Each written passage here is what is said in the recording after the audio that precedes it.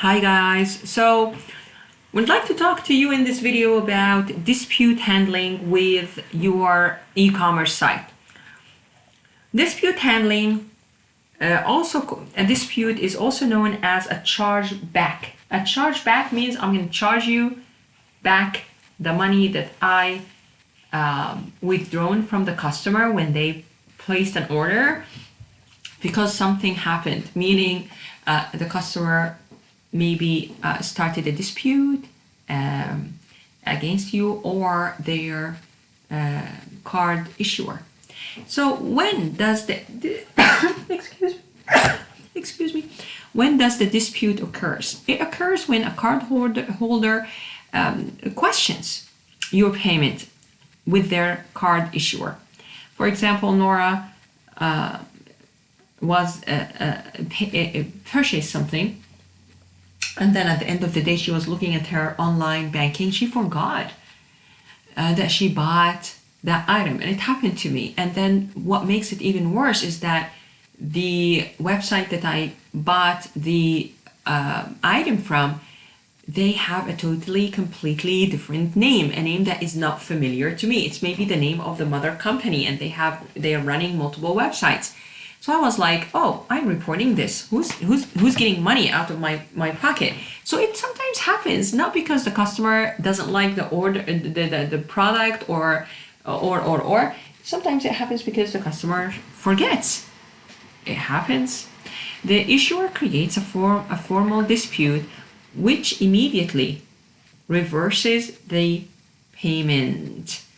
This means they don't only reverse the payments. Let's say that Nora paid about $50 or 5,000 yen. They will take back the 5,000 yen and put it on hold, plus along with 1,500 yen dispute fee in Japan for users in Japan. Yeah. So this is high risk. Even just operating in business, things happen online.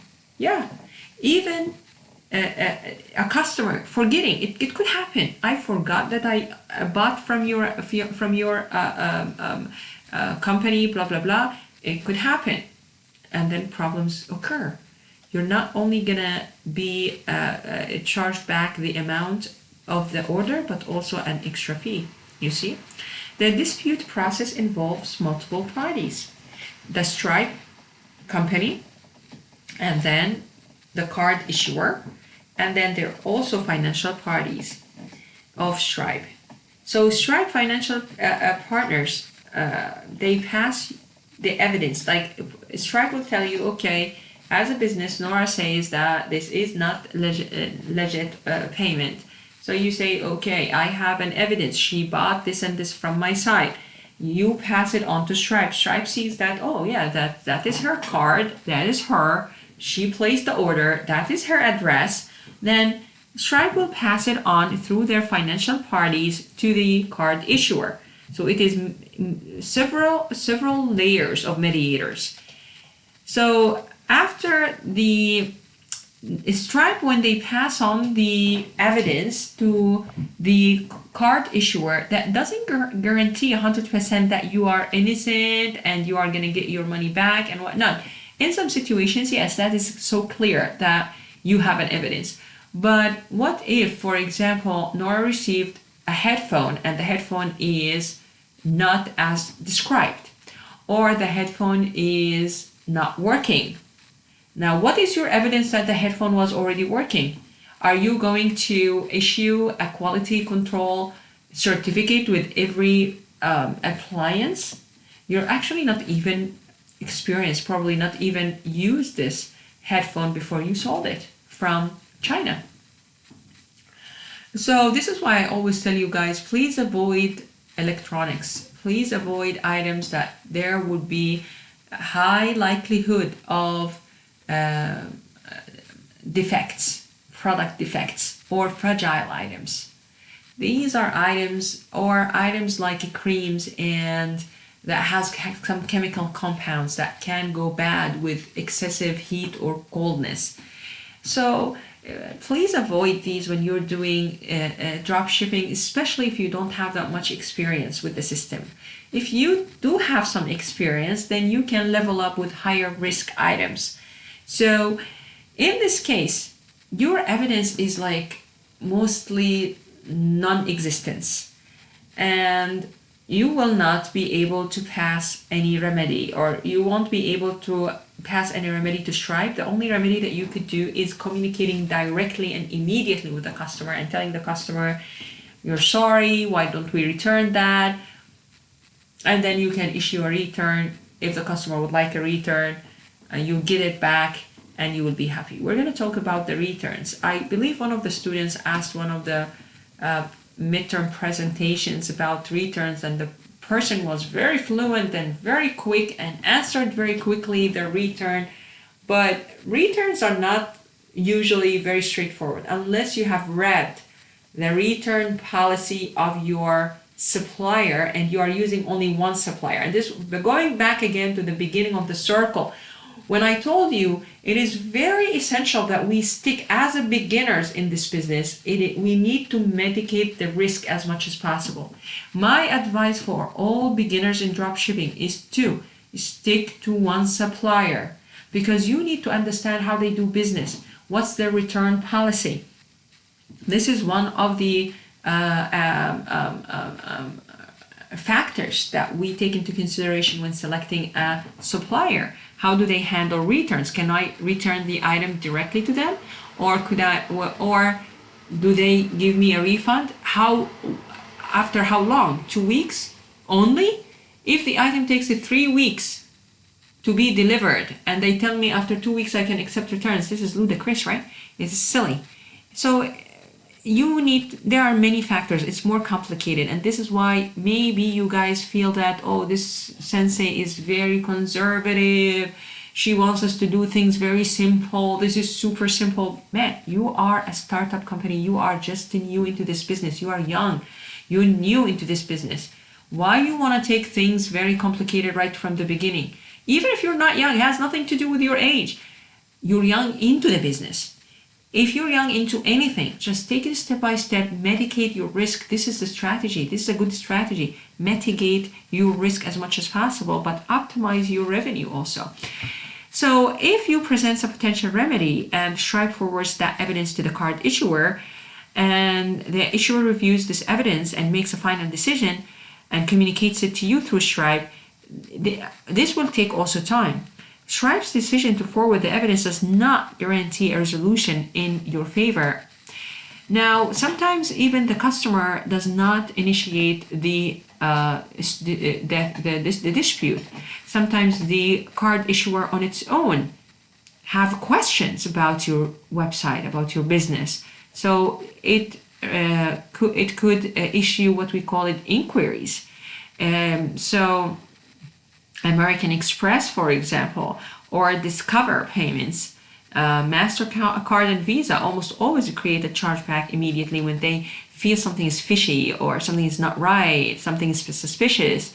To avoid any inquiry or retrieval becoming a chargeback, you should submit any required evidence or refund the payment in full immediately. This is why I liked it when somebody asked one of the teams in the midterm, what are you going to do if there's any defect in the products? And he immediately said, I am going to accept returns. Yeah, this is the attitude. Do not keep on, especially at the very beginning of your business. The first year is very crucial. The first 6 months is rather more crucial. So always accept returns and refund the customer. And this is why usually when we're talking about startup businesses, you don't expect even making money at the very beginning of operation. You will actually lose money until you can hit if you're looking at it as in the X and Y axes, the curve will start in the negative, in the minus in the Y axis. If the Y axis is the profits and the X axis is time. So with X equal to 0, your Y value will be in the negative because you already paid money for doing business. In fact, I it's good that I mentioned this.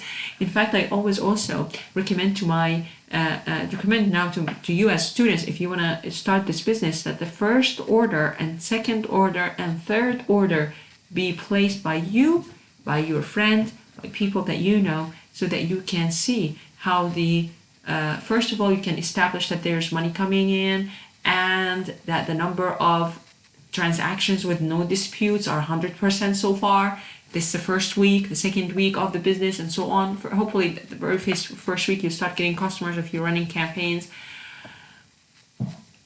However, it's good for you to see how long does it take, the condition at which the items will arrive, and so on. So you are starting already with a negative because you paid for a trial. Then the curve will start going up and goes up until it crosses the x-axis. The x-axis here that you have no profit, but at least you're not deficit with the profit, and then you start making profit after a while. So how much is this while?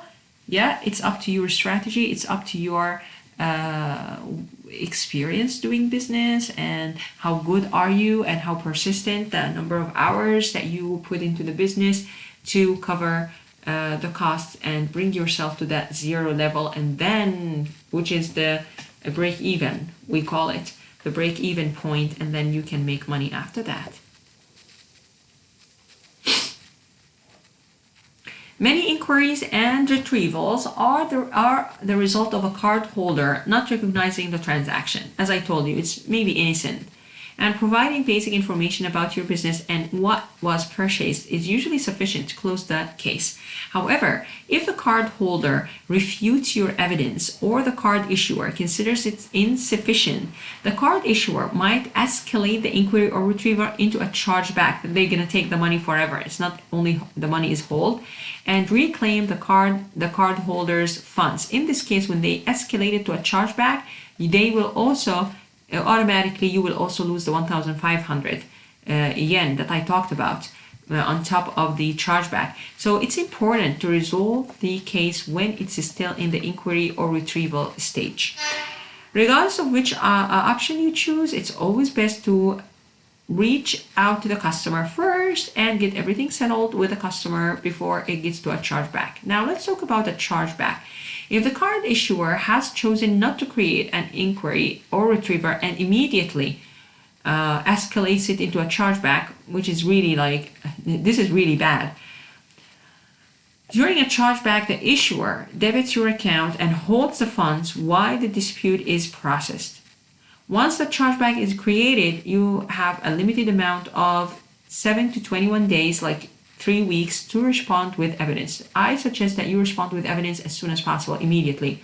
Why? Because processing it will take 60 to 75 days. That they will hold the money, and they are happy holding the money, aren't they? Yeah, of course. They're having money in hand for 75 days, up to 75 days, like more than 2 months. Oh, wow. Good for them. Because even after you submit the evidence, it will take some time to process it, and it takes about 2 months to process it. So try to avoid any retrievals or any inquiries, any chargebacks, any escalations with the customers at all. Try to avoid this altogether, so that you don't have to hold your funds, you have to have your funds held for over 2 months. Now let's talk about very important metrics here. One metric is very important, is dispute activity. This is most important, the number one metric that is very important that you need to keep an eye on, because this metric can put you under the monitoring or under the lens of the credit card companies, issuers like Visa or MasterCards. These, we call them the big credit card issuers, Visa, MasterCard, American Express, or Discover. The Stripe dashboard has give you the information on the dispute activity and dispute rate. So the dispute activity represents the percentage of disputes on successful payments by dispute date. So dispute rate is the same, the percentage of disputes on successful payments, but charge date. So let's take an example. Let's say that you processed 1,000 payments in a given week. And let's say that you received 10 disputes. So from the dispute date on that week, in that week you received 10 disputes. So within that dispute date, you have 10 over 1,000. Yeah. Now let's say that only 3 of these disputes were from the 1,000 payments processed that week. So by charge date, this will be 3 over 1,000 because only 3 of these disputes were charged last week. So by charge date, the dispute rate was 3 over 1,000. The other 7 disputes were from payments that were charged earlier. So the dispute activity will be 10 over 1,000, which is 1%, because they arrived at that week. This is the dispute date. But the dispute rate, on the other hand, is from the transactions. When are these transactions being charged? 3 disputes over 1,000. Yeah. So these disputes also, we look at the disputes history in the past 90 days. The cardholders can dispute a charge up to 90 days after the payment was made. Can you see how, in general, running a business online is not as straightforward, really, as running it. Now, even the brick and mortar businesses are accepting credit cards, yeah? So it's the same. So dealing with the credit card companies, even though they tell you they can still refute or send you a dispute within 90 days, well, you can also have your policies, your return policies, clearly stated a certain limited period of time where you can accept returns or be notified with returns and so on. We're going to talk about legal pages very soon. All right, excessive dispute activity. This is where excessive dispute activity is where you are going to be put on the blacklist, or you are going to be fined by the credit card companies, or you are going to, Stripe is going to tell you, thank you for doing business with me. Your dispute activity is very high, and because of that, you have only 1 week to clear your business with me, and I'm going to close your account for good, and do not come back and work with me ever again. And guess what? Not only Stripe, also partners, Stripe partners. Of course, these kind of mediators work in network, especially in the finance or financial institutions. They work together in a network, so they notify other processors that do not work with this company. This company they put you on a blacklist basically, and other processors will not work with you. So avoid this as much as possible. I had a student coming to me and telling me about his friend creating a business, an e-commerce website from scratch and working on it. And I told him, why haven't he taken my class with you? And then he said, no, he knows how to do this. And then at the end of the semester, just months after, he tells me, you know what happened to my friend? Actually, they closed his account and they gave him only 1 week to clear up his business with him. Why? Because the disputes were very high. And he did not understand. He did not read the website. He did not know the importance of satisfying customers and clearing the air and always having a very acceptable levels of dispute rates. Yeah? Is it dispute rates or dispute activities? Dispute activities. So the dispute activity should be kept to the minimum. And usually a dispute activity above 0.75% is generally considered excessive. So at the very early stage of your business, when you have very low number of transactions, the 0.75% is really almost 1%, like 1 in 100, or less than 1 in 100. So please be careful. please be careful what happens like at the very beginning, like the first 50 orders, the first 100 orders are very crucial into your business. Now, let's see, when are you going to be placed into one of the monitoring programs? You have the Visa Dispute Monitoring Program. This monitoring program, they will put you on it. Of course, I would like you to read more about it so that you get more scared and understand that, oh, this is a simple way of doing business. I'm going to be geniusly very rich. Yeah, you're going to be rich only and only if you read very carefully and understand the legal obligations that you have. These monitoring programs, for example, apply to users in all our supported countries. The Visa Fraud Monitoring Program is a third program that only applies to users based in the US. This other one, the Visa Fraud Monitoring Program. I'm going to talk about this in a bit. Otherwise, the time limits used by either program depend on whether the threshold, standard, or excessive has been exceeded. What does that mean? This means if you do any mistake, anything, like what do you mean by any mistake? If you are put on the list, on the black list, especially at your early stage of your business, because you're having very small number of transactions, you will not be given this chance of being put on the monitoring program. Oh, this is only available also in the United States, seems to be. So the problem is you are going to be asked to take your business somewhere else. So be careful. Read a little bit more about it, especially. So this is good because you are given a second chance. And the early warnings is when the dispute count is 75. The standard is when you have 100. And then the fines or the excessive when you have 1,000. So the dispute rate here is 1.8%. Dispute rate here. This is a dispute rate, not the activity, right? So the dispute rate is based on that week, the charged. Yeah, is 0.9 and here is 0.65. Oh, it's not 0.75 though. Over here, this is the Visa Fraud Monitoring Program. This is the FMP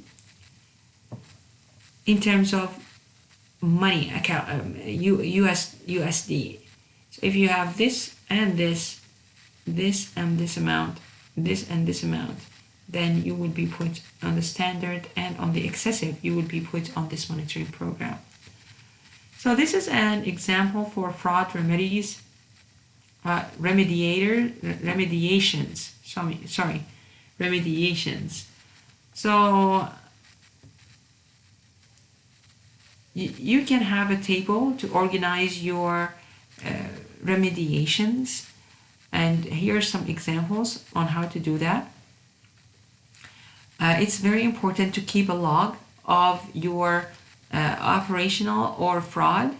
So these are 30% of our disputes categorized as product not received, were from international orders because delayed shipping. So you need to say what's happening. We're now paying 10% more to expedite international shipping and are sending tracking numbers. We need to tell Stripe, how did you change the way you're doing business to avoid this from happening? 30% reduction in, this is the expected impact in PNRs, and 9% reductions overall. Please read about the PNRs on the website. It creates self-cancellation portal for online cancellations of subscriptions. So this is also if you have subscriptions and they're complaining because they cannot cancel or they don't want the order anymore. So this will also 50% reduction in canceled, 10% reduction overall. So that's good. So make sure that when you have products not received, like PNRs, that you have a way to deal with the PNRs on a very early stages. For drop shipping, for example, you might have a lot of PNRs if you don't explain in your email confirmation that your order will estimated date of your order is in within 4 weeks or 30 days or so always very clearly show the estimated arrival date or recipient date so that you could avoid any high PNRs. Okay, so this is it for me.